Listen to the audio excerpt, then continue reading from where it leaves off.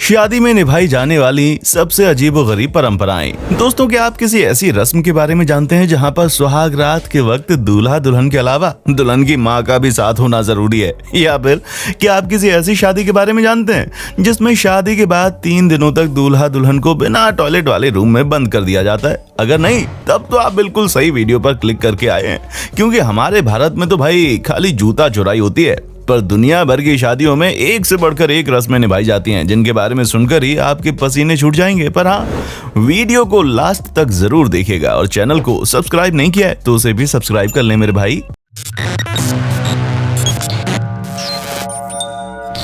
Beating the groom. दोस्तों, शादियों में दूल्हे राजा की खातिरदारी में ये तो कभी कमी नहीं होनी चाहिए, ये तो आपने सुना ही होगा ना। लेकिन क्या आपने कभी उनकी सुताई होते हुए देखा है? अगर नहीं देखा तो जरा साउथ कोरिया में होने वाली इस अजीबोगरीब रस्म को देख लीजिए, जहां पर शादी से पहले दूल्हे राजा के पैरों को बांधकर दूल्हे के दोस्त और रिश्तेदार मिलकर जमकर पिटाई करते हैं, और सिर्फ मारते नहीं है बल्कि जेलर की तरह आने वाली शादीशुदा जिंदगी में उससे जुड़े हुए कई सारे सवाल भी पूछते हैं।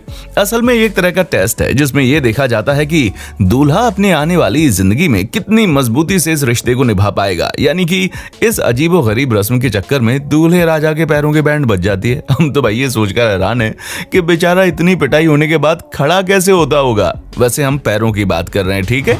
बोर्नियोस बाथरूम बैन। अब मलेशिया और इंडोनेशिया के ताइडोंग लोगों द्वारा मनाई जाने वाली इस रस्म के बारे में सुनकर शायद आप अपने मन से शादी का ख्याल ही निकाल दें, क्योंकि यहाँ पर शादी तो ठीक ठाक हो जाती है, लेकिन शादी के बाद दूल्हा और दुल्हन को 3 दिनों के लिए एक ऐसे कमरे में बंद कर दिया जाता है जहाँ पर ना तो बाथरूम होता है और ना ही टॉयलेट, और 3 दिन के बाद उन्हें कमरे से बाहर निकाला जाता है। जिसका मतलब ये है कि बेचारे दूल्हा दुल्हन शादी के बाद एक दूसरे के साथ जो करना चाहते हैं वो तो करते ही है, लेकिन एक दूसरे के सामने वो भी करते हैं जो कि शायद कोई भी करने के बारे में 100 बार सोचे। जी हाँ, इन्हें टॉयलेट और बाथरूम वगैरह अपने साथी के सामने ही कमरे में साइड में करनी होती है, क्योंकि इनके पास कोई चारा नहीं होता।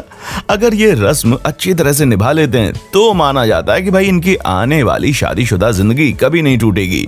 यानी कि 3 दिनों तक इस तरह का रहना हो मतलब डाइवोर्स होने की फुल गारंटी है। Spitting ritual. दोस्तों, ऐसे अगर आप किसी के ऊपर थूकेंगे ना तो वो आपको गालियां देना शुरू कर देगा, और आपकी किस्मत खराब रही तो आपकी पिटाई भी हो सकती है। लेकिन केन्या में तो बाप खुद अपनी बेटी के ऊपर थूकता है। जी हाँ, यहाँ ऐसा माना जाता है जब शादी के बाद बेटी पिता का घर छोड़कर जाती है तो पिता उसके सिर पर थूकते हैं ताकि बेटी की जिंदगी में खूब सारी खुशियां आए।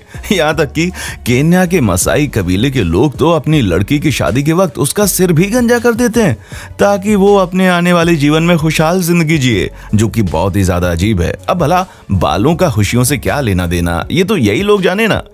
आप बस हमें कमेंट करके इतना बताएं कि आपको किस तरह की शादी सबसे ज्यादा पसंद है, हिंदू, मुस्लिम, क्रिश्चियन या फिर कोई और।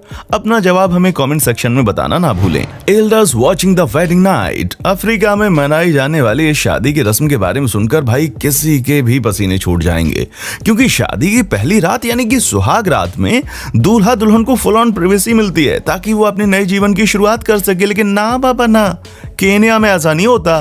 वहां तो दूल्हा दुल्हन के साथ पहली रात में दुल्हन की माँ या फिर घर की कोई दूसरी औरत जाती है जिसे कि शादी का एक्सपीरियंस हो, ताकि वो दूल्हा दुल्हन की पहली रात को ये बता सके कि उन्हें सुहाग रात कैसे मनानी है। सच कह रहा हूँ भाई, हमें भी इस रस्म के बारे में सुनकर उतनी हंसी आई जितनी इस वक्त आपको आ रही होगी, क्योंकि आज के जमाने में भला ये सारी चीजें किसे बताने की जरूरत है। आजकल के बच्चे तो इन सब चीजों के बारे में पहले से पता रखते हैं, लेकिन अफ्रीका में इस रस्म को आज भी मनाया जाता है। हम तो भाई बेचारे दूल्हा दुल्हन का सोच रहे हैं जिन्हें प्राइवेट में करने वाली चीज सबके सामने करनी पड़ती है। Smashing dishes. दोस्तों, वैसे तो जर्मनी के लोग काफी साफ सुथरे होते हैं, लेकिन जब मौका शादी का होता है ना तो इनके अंदर की जो गंद निकलती है ना भाई, ओहो क्या ही बताएं। जहां शादी से एक दिन पहले यहाँ एक अजीब और गरीब किस्म की रस्म निभाई जाती है जिसमें दूल्हा दुल्हन के परिवार वाले और दोस्त मिलकर बर्तन तोड़ते हैं और फिर होने वाले दूल्हा दुल्हन को मिलकर इस गंदगी की सफाई करनी पड़ती है, ठीक वैसे ही जैसे वो शादी के बाद अपनी हर प्रॉब्लम को साथ मिलकर सॉल्व करेंगे। Marrying a tree. जब हम दुनिया भर में मनाई जाने वाली अतरंगी शादी की रस्मों के बारे में आपको बता रहे हैं तो भला हम हमारे भारत को कैसे पीछे छोड़ सकते हैं। यहाँ पर तो जूते चुराई से लेकर दूल्हे की नाक पकड़कर उसके स्वागत करने तक एक से बढ़कर एक अजीबोगरीब रस्में होती हैं, लेकिन जो सबसे अतरंगी रस्म होती है ना, वो है पेड़ से शादी करना। जब कोई मांगलिक होता है तो ऐसा कहा जाता है कि शादी के बाद कुछ ही समय में उसके साथी की मौत हो जाती है। ऐसे में मंगल दोष को हटाने के लिए पेड़ से शादी करा दी जाती है, ताकि अगर कुछ होना हो तो पेड़ का हो। और जब पेड़ से शादी हो जाती है तब जाकर लड़की और लड़के की शादी होती है, ताकि किसी को कोई नुकसान ना हो। वैसे दोस्तों, क्या आपको वाकई में लगता है कि पेड़ से शादी करने के बाद मंगल दोष कट जाता है? इसके बारे में हमें अपनी राय कमेंट सेक्शन में आकर बताना ना भूलें। 2 किड्स। दोस्तों, अफ्रीका के सूडान में एक अलग ही तरह का रिवाज चलता है, जहां शादी से पहले लड़की से पूछा जाता है कि भाई तुम कितने बच्चे पैदा करोगी। अगर वो 2 या 2 से ज्यादा बोलती है तो उसकी शादी हो जाती है। लेकिन शादी के बाद अगर वो केवल 1 बच्चा पैदा करती है और 2 बच्चे पैदा नहीं कर पाती तो पति उसे तलाक देकर दूसरी पत्नी करने का पूरा हक रखता है, क्योंकि यहाँ पर बच्चों को बहुत महत्व दिया जाता है। इसीलिए यहाँ पर लड़की से शादी करने से पहले ही उसे ये पूछ लिया जाता है कि भाई वो लड़के के घर वालों को कितने बच्चे पैदा करके देगी। मतलब वाह, यहाँ तो लड़की को बच्चा पैदा करने वाली मशीन समझ लिया जाता है। हद है यार, ज्यादा बच्चे करोगी तभी शादी होगी, वरना नहीं। ये भी कोई बात हुई भला।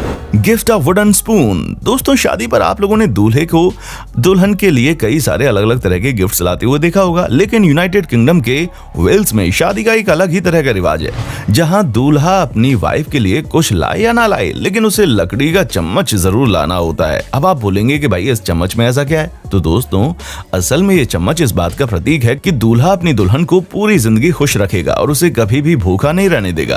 Crying ritual. दोस्तों, वैसे तो चाइना में कई सारी अतरंगी चीजें होती हैं। अतरंगी चीजों में से एक है दुल्हन का रोना। जी हाँ, हमारे भारत में तो दुल्हन माँ बाप से दूर जाने के गम में रोती है, लेकिन चाइना में अगर दुल्हन को रोना आ जाए तो उसे रोना ही पड़ता है, क्योंकि वहां का रिवाज है। और सिर्फ दुल्हन ही नहीं, बल्कि शादी के 1 हफ्ता पहले से ही दुल्हन के परिवार वालों को भी दिन में 1 घंटा रोना पड़ता है, ताकि लड़की को आगे आने वाली जिंदगी में कभी रोना ना पड़े और उसकी जिंदगी हमेशा खुशियों से भरी रहे।